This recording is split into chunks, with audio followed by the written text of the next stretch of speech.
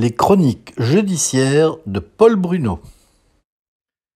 Ce qui est gratuit n'a pas de valeur. L'énorme abstention lors des élections régionales en est l'illustration suprême et montre les limites de la démocratie occidentale. On accorde gratuitement à toute personne citoyenne le droit de vote. Et les citoyens n'en font rien, tel un jouet dont on se désintéresse. À leur devoir électoral, j'appellerais plutôt ça un privilège, les Français ont préféré vaquer à leurs occupations. Ils ne réalisent plus la chance qu'ils ont de pouvoir vivre dans un pays démocratique où le vote est central pour organiser la société. En cela, ils crachent sur les batailles menées par leurs ancêtres pour obtenir ce droit si chèrement acquis. Ce manque de civisme et de responsabilité me désole. Il est temps de faire quelque chose. Alors pourquoi ne pas mettre en place la proposition que j'énonce dans mon livre, d'instaurer un permis de voter? On devrait réserver le droit de vote à ceux qui s'intéressent à la chose publique, qui en comprennent les enjeux et qui ont les connaissances et les compétences pour voter. Ce permis serait bien évidemment gratuit, mais consisterait en un bref examen validant un minimum de connaissances qui donnerait le droit de s'exprimer. Tout comme le permis de conduire donne le droit de conduire, le permis de chasse de chasser ou le permis de pêche de pêcher, le permis de voter serait nécessaire pour voter. Ne pas voter à 2 reprises consécutives pourrait entraîner alors la suspension du permis. Cette solution ne serait évidemment pas la panacée universelle, mais elle aurait, à mon sens, 2 avantages.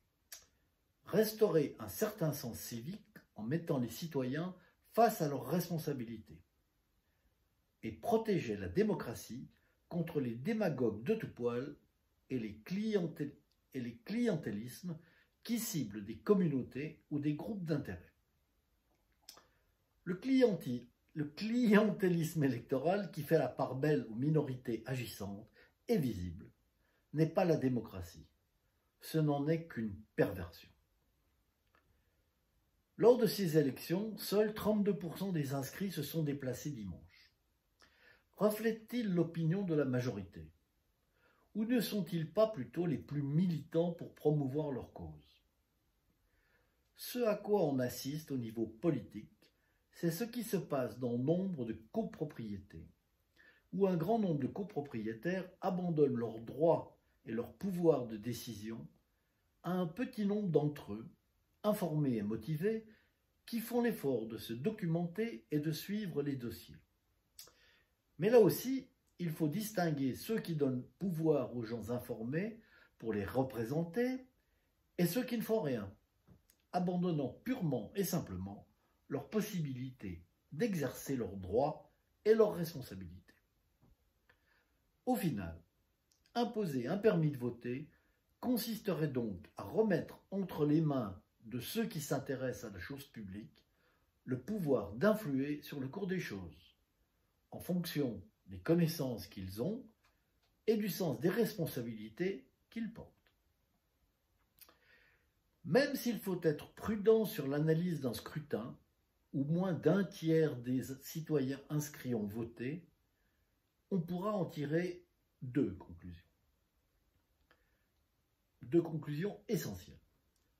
Le président n'a pas d'armée, et cela sera un gros problème pour lui au moment des élections présidentielles, et surtout au moment des législatives, s'il était réélu.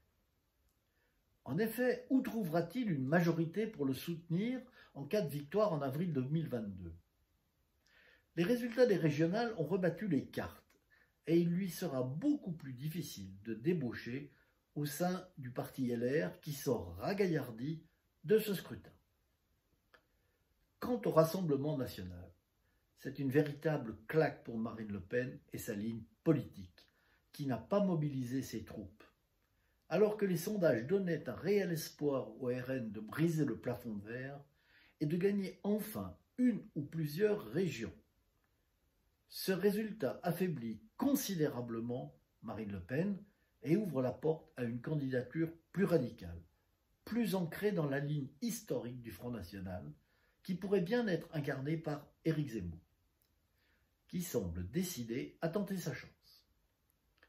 On voit là la revanche du vieux lion Jean-Marie sur sa fille, qui, à force de dédiaboliser le RN, l'a rendu tiède et sans saveur chez les déshérités du système, et trop mou pour ceux qui voient en l'islamisme, la perte de souveraineté et la délinquance un véritable danger pour la France.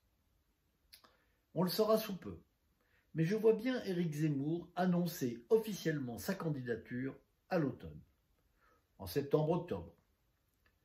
Je pronostique d'avance un fiasco magistral. Mais le chroniqueur se sent investi d'une mission à la De Gaulle. Il va tomber de haut, tout comme l'a fait Dupond-Moretti, dont Zemmour s'est engossé.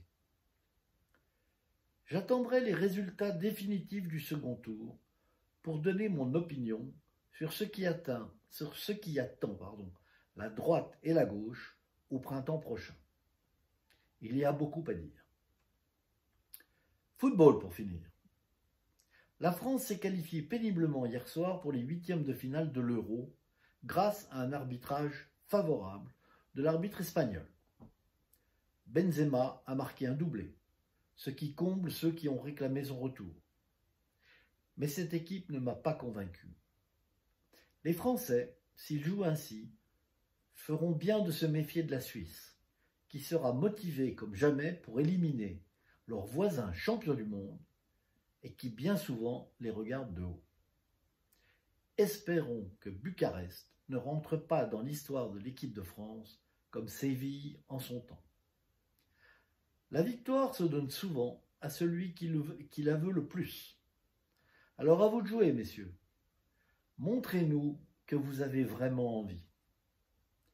Accessoirement, une défaite serait terrible pour nous Français frontaliers de la Suisse, car alors nous nous ferions chambrer pour au moins 10 ans par nos amis helvètes.